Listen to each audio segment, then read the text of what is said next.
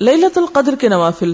رسول اللہ صلی اللہ علیہ وسلم نے فرمایا جس نے لیلۃ القدر میں ایمان اور ثواب کی نیت کے ساتھ قیام کیا اس کے تمام گزشتہ گناہ معاف کر دیے جائیں گے. تو آخری راتوں کی بہترین عبادت طویل نمازیں ہیں، لمبا قیام ہے.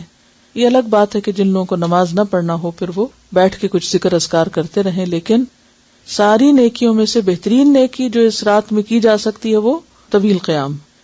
حضرت ابو ذر رضی اللہ عنہ کہتے ہیں رسول اللہ صلی اللہ علیہ وسلم نے فرمایا جس نے رمضان میں امام کے واپس ہونے تک امام کے ساتھ قیام کیا یعنی با جماعت تراویح ادا کی، اس کے لیے ساری رات قیام کا ثواب لکھا جائے گا.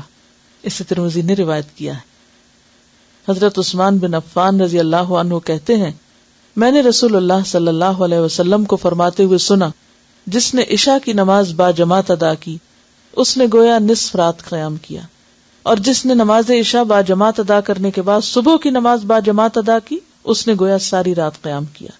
اسے مسلم نے روایت کیا.